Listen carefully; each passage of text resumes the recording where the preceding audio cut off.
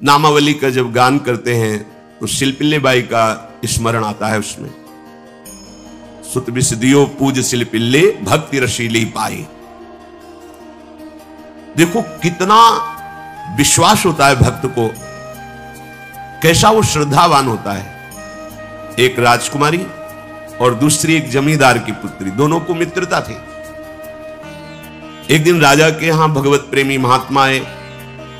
वो संत सेवी राजा थे। महात्मा जन आते रहते थे और महात्माओं का कार्य ही होता है निरंतर अपने प्रभु की सेवा और सुमिरन में मगन रहना।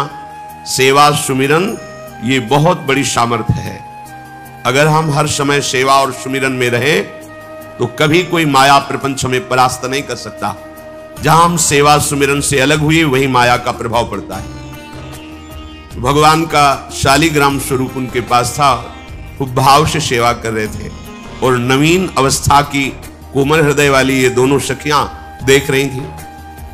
इनके मन में आया ऐसे हम भी ठाकुर सेवा करेंगे। देखने से सुनने से हमारे हृदय में प्रभाव पड़ता है। गंदी बातें देखेंगे, गंदी बातें सुनेंगे, उसी का चिंतन होगा, हृदय गंदे आचरणों की प्रेरणा वाला बन जाएगा। अगर हम भागवतिक बातें सुनेंगे, भागवतिक दर्शन करेंगे तो भागवतिक चिंतन होगा, हृदय भागवतिक प्रेरणा वाला बन जाएगा। कई दिन संत भगवान रुके, रोज सेवा कीर्तन कथा, सरल हृदया।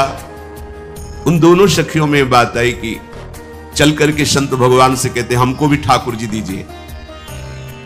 दोनों ने चरण पकड़कर प्रार्थना की, गुरुदेव हमारे हृदय में भी इच्छा हो रही कि हमें ठाकुर सेवा मिले। अब दोनों बच्चे ही थे। संत भगवान ने विचार किया सेवा पद्धति में बहुत सावधानी की आवश्यकता होती है। अभी ये बच्चे हैं, कहीं सेवा अपराध न बन जाए। सेवा अपराध भी होता है। उपासना में चलने वाले उपासक को सेवा अपराध और उप सेवा अपराध 32 ये 64, इन पर सावधान रहना चाहिए। ये गलती नहीं होनी चाहिए।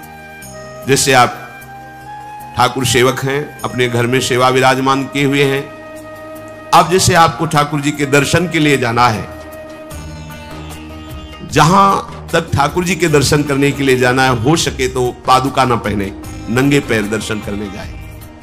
यदि आप में ऐसी सामर्थ्य नहीं है किसी कारण से, तो सीढ़ियों में पादुका नहीं पहनना चाहिए। जहां से मंदिर की सीढ़ियां हैं, पादुका उतारकर माथा रखकर सीढ़ी में फिर चढ़ना चाहिए।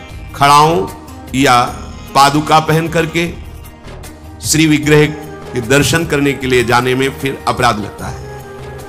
अरे अपने मालिक के दर्शन करने जा रहे हैं, स्वामी के दर्शन करने जा रहे हैं, प्रभु के दर्शन करने जा रहे हैं, तो अपनी कुटिया से और मंदिर तक नंगे पैर जाना चाहिए। ये भावना रखनी चाहिए। भरत जी जा रहे हैं प्रभु के दर्शन करने के लिए, अयोध्या से पैदल ही चले थे, तो सुकुमार चरणारविंद तो बड़े बड़े फफोके छाले पड़ गए थे। वशिष्ठ जी ने देखा, सबने मिलकर भरत जी से कहा पालकी पे बैठ जाइए। तो उन्होंने कहा हाँ, मेरे प्रभु यहां नंगे पैर चले हैं और मैं पालकी पे बैठ जाऊं? उचित तो यह है कि अपने प्रभु के दर्शन के लिए मैं जा रहा हूं तो जहां जहां प्रभु के चरण पड़े वहां मेरा शीश पड़े, अर्थात सिर भर जाऊं। उचित असमोरा सबते सेवक धर्म कठोरा। यहां मैं सर के बल चल के जाऊं, पर असमर्थ हो। तो आप कह रहे हैं पैर में छाले पड़ गए, आप सवारी में बैठ जाइए। ऐसा नहीं हो सकता। तो अपने प्रभु के दर्शन करने के लिए जब जाए तो हो सके सामर्थ्य हो तो पादुका न पहने, कोई खड़ाऊं चप्पल जूता आदि ना पहने। अगर पहने तो बस सीढ़ी तक ही पहन कर जाए, ऊपर सीढ़ियों की नहीं। इतने सुकुमार मत बनो, ये आग में जलाया जाएगा शरीर, ये गाड़ दिया जाएगा शरीर, इससे ज्यादा प्यार ना करो। अब इतना दृढ़ विश्वास कि ये बच्चे हैं, सेवा भाव कैसे पूर्ण कर पाएंगे? तो उन संत भगवान ने दोनों बच्चियों से कहा कल ठाकुर जी लाएंगे, हम आपको दे देंगे। तो गांव में घूमे तो आसपास गोले गोले से पत्थर मिले, पत्थर लाए 2 और कहा कि ये लो तुम्हारे ठाकुर जी। दोनों को देखो, गुरु वचनों पर और गुरु प्रदत्त सेवा वस्तु पर कितना भाव होना चाहिए। उन्होंने दृढ़ विश्वास किया कि मुझे भगवान गुरुदेव ने दिया, ये भगवान है मेरे। दोनों ने अपने हृदय से लगाया। अब एक जमींदार की पुत्री थी, एक राजकुमारी, स्वर्ण के सिंहासन में, और उनका नाम रखा शिल्पिल्ले ठाकुर। शिल पत्थर, तो उनका तुम्हारे ठाकुर का नाम शिल्पिल्ले गोविंद है। दोनों सिंहासन पर रखकर आराधना करती है। भाव प्रतिपल बढ़ता गया, नाम निरंतर जप। गुरु प्रदत्त ठाकुर पर विशेष चमत्कार हृदय में प्रकट होता है यदि उन्हीं की नियमावली से चलो। अपने मन से बाजार से खरीद लाए, विराजमान किए हैं, कभी सेवा की कभी नहीं की, वो भी अच्छा है, कम से कम भागवतिक भाव तो है, लेकिन सिद्धि जो प्राप्त होती है वो गुरु कृपा से, गुरु प्रदत्त ठाकुर से। जैसे धन्ना जी को भांग के बट्टे में ठाकुर जी प्रकाशित हो गए, गुरु प्रदत्त। अब ये सखियां जब बड़ी हुई तो इनके ब्याह की बात हुई। तो जो राजकुमारी थी उनका राजकुमार से किसी से ब्याह तय हुआ, ब्याह हो गया। अपने माता पिता से जब विदाई ली तो अपने ठाकुर जी को जो सिंहासन में थे, सिंहासन से एक सुंदर पेटी में से और गोद में रखा, और अंदर ही अंदर जल रही है कि प्रभु मैंने प्रीतम आपको माना है, संसार के व्यवहार में ये प्रीतम बना हुआ है, पर प्रभु हमारे प्रीतम दो नहीं हो सकते, हमने हृदय से आपको माना। इसी विचार में वो बड़ी उदास है। पहले पालकियों में ऐसा राज सैनिक चल रहे हैं, पालकियों में वो बहू जा रही है और राजकुमार घोड़े पर। राजकुमार बार बार पालकी के समीप जाता, दर्शन करने की इच्छा होती है ना, तो उदास देखता, मन में बड़ी गिलानी हुई। उसने कहा, एक नदी थी, उसने कहा यहां हम थोड़ी देर विश्राम करना चाहते हैं, राजकुमारी की पालकी रखी जाए और सैनिक दूर खड़े हो। तो राजकुमार वैसे ही आज्ञा हुई। तो बात करना चाहते हैं पर वो ना देखती है और ना बात करती है, और इतना सुंदर रूप, क्योंकि ब्रह्मचारिणी और भगवत आराधना। अब उसके हृदय में जलन हुई कि ऐसा क्या है जो हमसे बात नहीं कर रही। बस बार बार ऐसे पिटारी खोल के ऐसे ठाकुर जी को देखती। नाम जप और सेवा के प्रभाव से वो सिल नहीं रह गया था, वहां उसको सांवरे श्याम सुंदर की झांकी मिलती थी। जब अपने शिल्पिल्ले ठाकुर जी को देखती तो ललित त्रिभंगी श्री लालजू महाराज श्याम सुंदर दिखाए, अत्यंत आसक्ति। गुरु प्रदत्त किसी भी शब्द में, किसी भी वस्तु में दिव्यता होती है, बस हमारी भावना होनी चाहिए। अरे बोले ये हम नहीं दे सकते, ये गुरु प्रदत्त है, नहीं हम प्राण दे सकते, लेकिन ये नहीं। जिसका गुरु वचन पर, गुरु प्रदत्त वस्तु पर, गुरु प्रदत्त ठाकुर पर दृढ़ निष्ठा हो गई, वही सिद्ध हो जाता है। अब उसने समझ लिया कि पिटारी में जो कुछ है यही हमारे और राजकुमारी के बीच में बाधा है। दो चार दासियों को बुलाया और कहा इनको बातों में उलझाओ, पिटारी पीछे हमें दो। और प्रवीण दासियां उनको विनोद भाषा में, हंसी मजाक में बात, लेकिन वो उदासीन। धीरे से गोद में पेटी थी, ले ली, हम लिए हुए हैं, आप बातचीत में सारा, और पेटी उनको दे दी। राजकुमार ने राजकुमारी से कहा यही पेटी तो हमारे आपके बीच में बात, फेंक दी नदी में। अब तो जो उसके हृदय में पीड़ा हुई, भारी व्याकुलता। अब राजकुमार है, सैनिकों के साथ तुरंत पालकी उठवाई, महल ले गया। पर वो आसक्त है, इतनी सुंदर राजकुमारी, क्योंकि भागवतिक तेज से संपन्न में आकर्षण होता है। राजकुमारी ने कहा यदि हमारे ठाकुर नहीं तो मैं नहीं, आज से अन्न जल त्याग, प्राण त्याग दूंगी अगर हमारे ठाकुर जी हमारे समीप नहीं तो। आज से अब एक बूंद पा, कैसे पिए, अपने ठाकुर को भोग लगा के पाला है और ठाकुर जी फेंक दिए गए। भारी व्याकुलता, जैसे मीरा जी कहते दृश्य बिन दुख न लागे नहीं, ना रात में नींद है न दिन में अन्न जल है, व्याकुलता। अब भयभीत हो गया राजकुमार। पूरा महल इस विषाद से हो गया कि अगर नवीन राजकुमारी प्राण त्याग देती है तो क्या होगा लोक समाज में। कि अभी नवीन राजकुमारी गई, ये लोग ऐसे निर्दयी हैं कि ऐसा व्यवहार किया कि उसने प्राण त्याग दिया। राजकुमार घुटने में आ गए, घुटने टेक कर राजकुमारी से कहा मैं तुम्हें दुखी नहीं करना चाहता, पर मैं तुमको छोड़ भी नहीं सकता। अब हमें आप वो उपाय बताओ जिससे आप मुस्कुरा दो, आप प्रसन्न हो जाओ। तो उनका हम अपने ठाकुर के बिना जीवित नहीं रह सकती, यदि आप हमें जीवित देखना चाहते तो हमारे ठाकुर जी ला के दो। ठाकुर जी को नदी में फेंक दिया था। पारिवारिक जनों के साथ राजकुमार उस नदी के तट पर गए और राजकुमारी से कहा तुम्हें इतना प्रेम ठाकुर जी से, तो तुमसे ठाकुर जी कितना प्रेम करते हैं। अगर तुमसे ठाकुर जी प्रेम करते हैं तो मुझे प्रमाणित कर दो, तो मैं जीवन भर तुम्हारी आज्ञा में रहूंगा। अच्छा, तो तुम ये देखना चाहते हो कि ठाकुर जी हमसे कितना प्रेम करते हैं। हाथ फैलाया और आर्त भाव से पुकारा कि गोविंद अब आपके बिना मैंने जीवित नहीं रहा।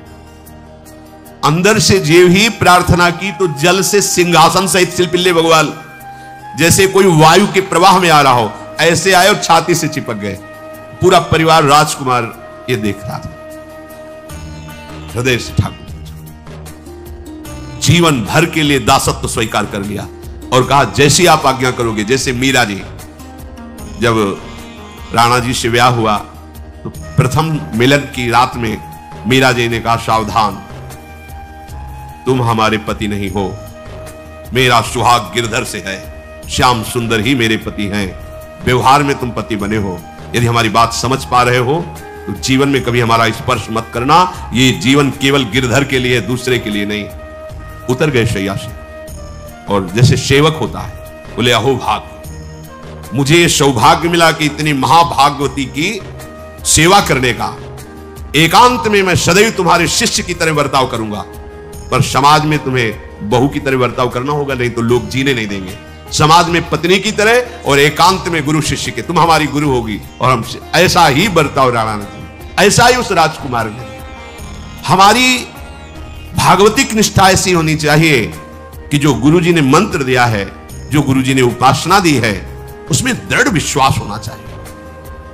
हमारे अंदर किंचन मात्र फिसलाव नहीं होना चाहिए। और आगे जो महामहिम सूत्र है, जब तक हमारा मन प्रभु में समर्पित ना हो जाए तब तक पाप होने की संभावना होती है, बड़े बड़ों से चूक हो जाती है। इसमें यह नहीं कहा जा सकता कि हम इतने वर्ष से साधन में लगे, हमसे चूक नहीं होगी, ये तो भूल जाना। बड़े बड़ों से चूक करवा देना माया का कार्य होता है, पर जिनका मन प्रभु को समर्पित हो गया है उनसे चूक नहीं हो सकती। इसलिए जो अगला सूत्र वर्णन किया कि जितने भी पापाचरण होते हैं वो सब मेरे से होते हैं, ऐसा उपासक दृढ़ निश्चय करे। ऐसा नहीं कि पापाचरण भगवान से, भगवान करा रहे हैं। ये लोगों का एक प्रश्न होता है कि जब सब कुछ भगवान करा रहे हैं, भगवान की इच्छा के बिना पत्ता भी नहीं हिलता, तो जो हम पापाचरण, गलत आचरण, वो भी तो भगवान ही करा रहे हैं। इस विषय को समझना। आज के समाज का जो मानसिक स्तर है, जब हम त्याग की बात करते हैं कि गंदे आचरण नहीं करने चाहिए, तो जो समझाया जाता है, जो समझ है आज की आधुनिक, वो ये समझ है, कुछ ऐसे जनों ने ये निर्धारित भी किया है कि बहुत भोग कर लेने पर भी समाधि की प्राप्ति होती है। अगर ऐसा होता तो लाखों लोग समाधि को प्राप्त होते, लाखों लोग बिना साधना के। क्यों? बचपन से लेकर के पूरे जीवन तक भोग ही भोग रहे, सब समाधि में पहुंच जाते।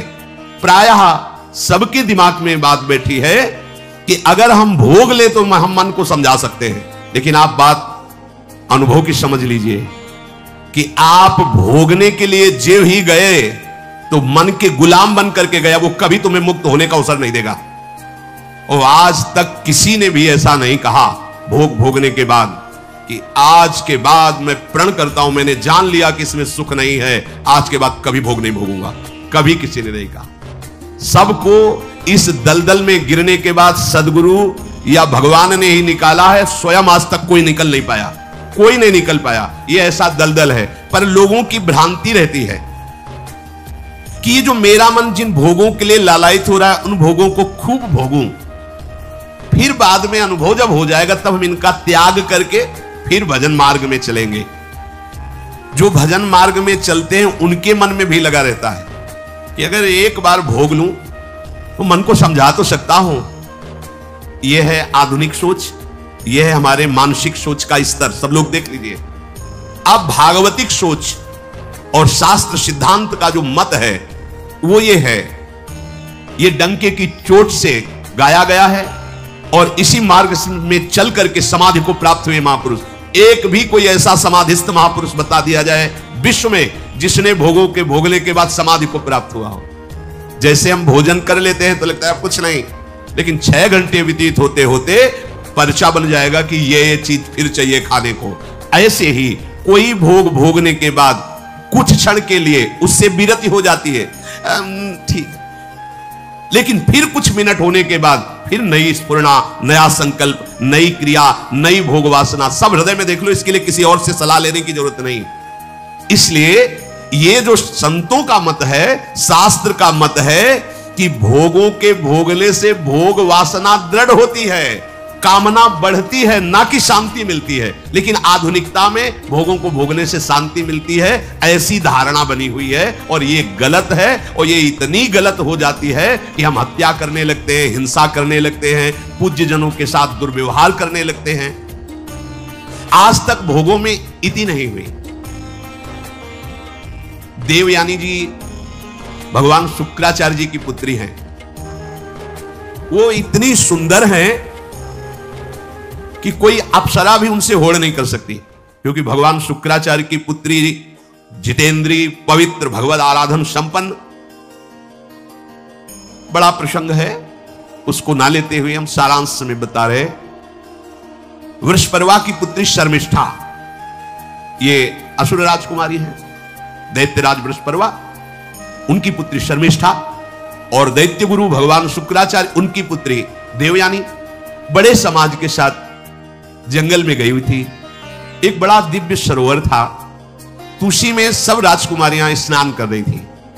अचानक वहां से कोई महात्मा निकले, तो जल्दी में सबने वस्त्र धारण किए। तो शर्मिष्ठा के वस्त्र देवयानी ने, और देवयानी के वस्त्र शर्मिष्ठा, वो महात्मा निकल गए। वहां कोई उनको टिकना तो था नहीं। देवयानी ने देखा कि मेरे पवित्र वस्त्र, देवयानी ने वस्त्र धारण नहीं किया शर्मिष्ठा, जो महात्मा चले तो देखा कि हमारे वस्त्र राजपुत्री शर्मिष्ठा धारण किए। तो उनका, तुझे पता है मेरे वस्त्रों को स्पर्श करने का भी तेरे को अधिकार नहीं, तूने धारण कैसे कर लिया? तो उनका, ज्यादा मत बोल, इतना गुमान करके मत बोल। जैसे सब सेवक पलते हैं मेरे महाराज से, ऐसे तेरा पिता और तू ही मेरे महाराज के द्वारा ही पोषित है, क्योंकि वो तो राजा है, सारी सेवाएं वही देते हैं। ऐसा नहीं बोलना चाहिए, क्योंकि गुरु पुत्री है, आचार्य पुत्री है और सम्माननीय है। पर ऐसा वो बोल गई शर्मिष्ठा। देवयानी ने कहा, तुझे पता है अगर मेरे पिता की दृष्टि बदल जाए तो 2 मिनट में देवता तेरे पिता सहित संपूर्ण राज्य को नष्ट कर देंगे।